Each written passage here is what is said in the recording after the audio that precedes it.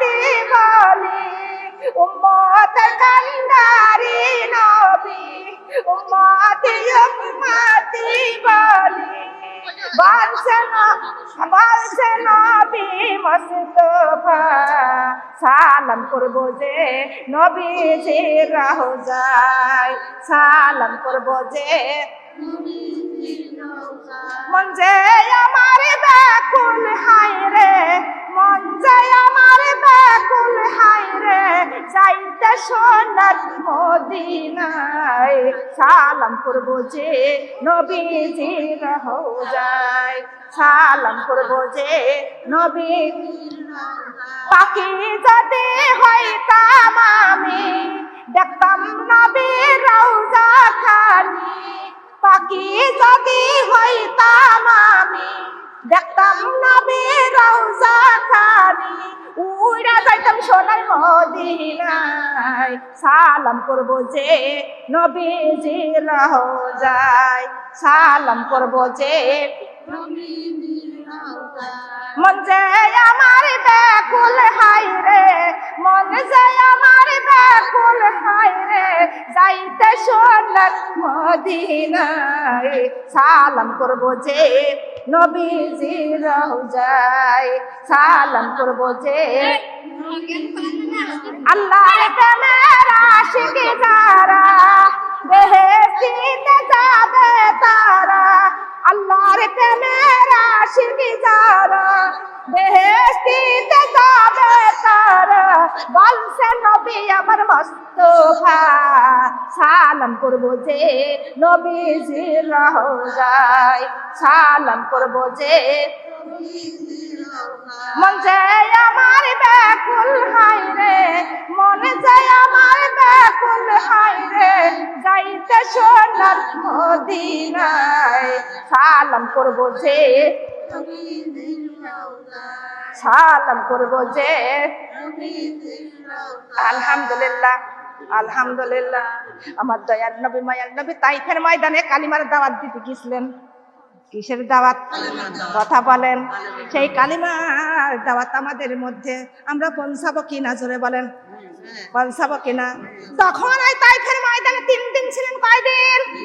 3 দিন। 3 দিন আমার নবীজি কালিমার দাওয়াত দিতে গেলেন। যে বাড়ি যাই সেই বাড়ি দৌড়ে তালা মেরে দেয়, নবীজি ঢুকতে দেয় না। আমার দয়ার নবী মায়ার নবী 3 দিন ভরে সমস্ত মদিনার নেতাদের বুঝাইতে লাগলেন, কোন নেতারাই কথা শোনে না।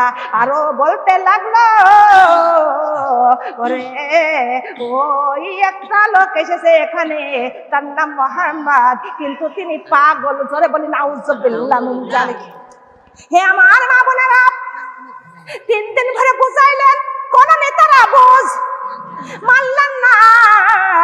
আমার আল্লাহর হুকুম গো, আমার আল্লাহ যত নবী দুনিয়ার মধ্যে পাঠাইছেন, সমস্ত নবীর কাছে সত্যর বাণী দিয়া দুনিয়ার মধ্যে পাঠাইছে। হে আমার নবীরা, তোমরা দুনিয়ার মধ্যে চলে যাও, যাইয়া তোমরা সত্যতা প্রচার করো। যারা বলে সুবহানাল্লাহ, কথা বলেন ঠিক না বেঠিক? নাইতে শিরকে ভরে যেত, আরো ভরতো নাকি? জোরে বলেন। কিন্তু নবী রাসূলরা এসেও তাও শিরক বন্ধ হয় নাই। হয়েছে? জোরে বলেন। শিরক কোনোদিন বন্ধ হয় নাই। এ আমার মা বোনেরা, কিন্তু এমন সময় 3 দিন পরে নবীজি যখন রাস্তায় উঠলেন, এমন সময় দেখে অসংখ্য যুবকের হাতে পাথর। পাথর মারতে লাগলেন। একটা পাথর না, 2টা না, আমার দয়ার নবী মায়ার নবীর গায়ে 332টা পাথর মেরেছিলেন। ধরে বলে সুবহানাল্লাহ। কয়টা? 332টা পাথর আমার নবীজির গায়ে মেরেছিল গো মা। আমার নবীজি সইতে পারে না। তাইফের ময়দানে 1 বার না, 2 বার না, 3 বার বেহুশ হয়েছিলেন। কয়বার? 3 বার বেহুশ হয়েছিলেন। কিন্তু যখন হুঁশ ফিরে যায়, আমার দয়ার নবী বলে, ও যুবকরা, তুমি পাথর আর বেরো না, আমি নবী সইতে পারি না। ওরে আমি পাগল নয় রে, পাগল নয়, আমি হলাম সত্যতার নবী মুহাম্মদ সাল্লাল্লাহু আলাইহি ওয়াসাল্লাম। জোরে বলি সুবহানাল্লাহ। হে আমার মা বোনেরা, কিছুতেই যুবকরা পাথর মারা বন্ধ করে না, কিন্তু নবীজি বলে তোমরা আর পাথর মেরো না, আমি নবী সইতে পারি না। এইভাবে একবার না দুইবার, তিনবার বেহুশ হয়েছিলেন। কয়বার? তিনবার বেহুশ হয়েছিলেন। কিন্তু একটা জায়েদ নামে একটা সাহাবী ছিলেন, সেই লোকটা আল্লাহর নবীর খুব ভালোবাসতেন। সে জাহেদ আসিয়া বলতেছে, আল্লাহর নবী গো, আপনি কথা বলেন, ঠোঁটটা নড়ান, কিন্তু আমার দয়ার নবী মায়ার নবী কিছুতেই কথা বলে না, কিন্তু জ্ঞান হারা হয়ে গেছে। এমন সময় ওই জাহেদ বলে, রব্বুল আলামিন, আপনি কি আমার ঈসা নবীর মতো আমার দয়ার নবী মায়ার নবীকেও আকাশে তুলে নিয়ে গেলেন, কিন্তু আমার নবীজি কেন ঠোঁট মুখ লড়াই না? এমন সময় আমার নবীজি ওরে মুখ মুবারক লড়াইতে লাগলেন। এমন সময় চেতন হয়ে পড়লেন। এমন সময় জিবরাইল আমিন এসে হাজির হয়ে গেল। জিবরাইল আমিন বলতে, আল্লাহর নবী গো, আপনি একবার হুকুম করেন, আপনি যদি একবার হুকুম করেন, আমি এই তাইফবাসীদের সমস্ত পাহাড় চাপ দিয়া সমস্ত তাইফবাসীদের আমি শেষ করে দিব, একটা তাইফবাসীও রাখবো না। আমার দয়ার নবী মায়ার নবী বলে, হে জিবরাইল, পাহাড় চাপ দিয়া যদি সমস্ত কাফেরদের সমস্ত তাইফবাসীদের শেষ করে দাও, একটা তাইফবাসী যদি না থাকে, আমি মরণের সময় কার কানে শোনাইব কালিমা লা ইলাহা ইল্লাল্লাহ। আলহামদুলিল্লাহ, আলহামদুলিল্লাহ। এ আমার মা বোনেরা, আমার দয়ার নবী মায়ার নবী তখন জ্ঞান ফিরে জাহেদকে বলেন, জাহেদ রে, এখন কোন সময়?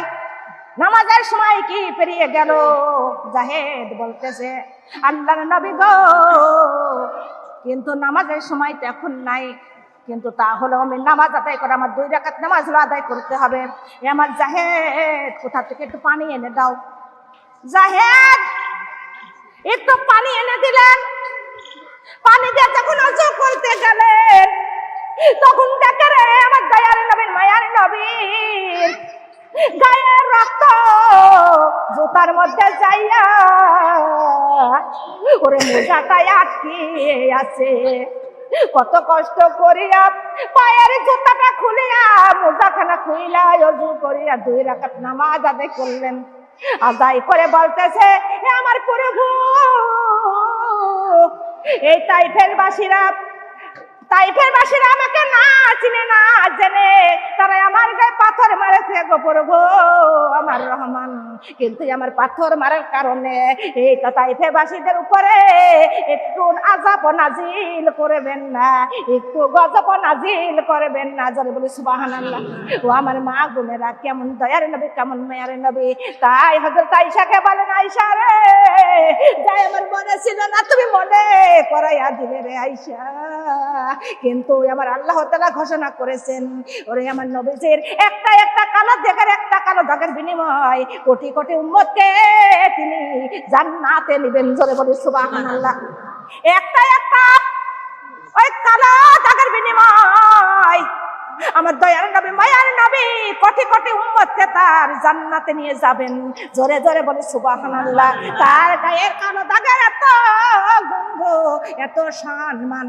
ও আমার মা বোনেরা, সেই নবীর পিছন কি ছাড়া যাবে? কথা বলেন, নবীর আদর্শ অমান্য করা যাবে না মাগো। কিন্তু নবীজি যেভাবে নির্যাতন হয়েছে, সেইভাবে মুসলমানরা নির্যাতন হবেই, কিন্তু কোনো মাফ হবে না। লা ইলাহা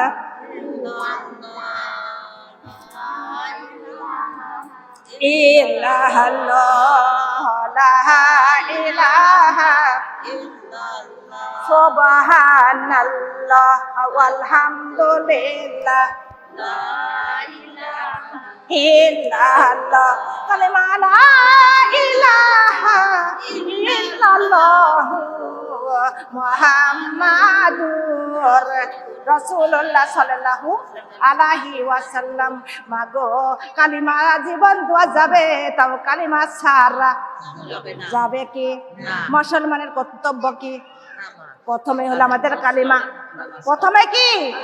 কালিমা। যখন সন্তান কথা বলা শিখবে, প্রথম কথাটাই হলো আমাদের কালিমা তাইয়্যিবা, লা ইলাহা ইল্লাল্লাহু মুহাম্মাদুর রাসূলুল্লাহ সাল্লাল্লাহু আলাইহি ওয়াসাল্লাম। ও আমার মা বোনেরা, কিন্তু আমাদের শেষ কথাটাও যখন আমরা দুনিয়াটা ত্যাগ করব, আমাদের শেষ কথাটাও হলো কালিমা তাইয়্যিবা লা ইলাহা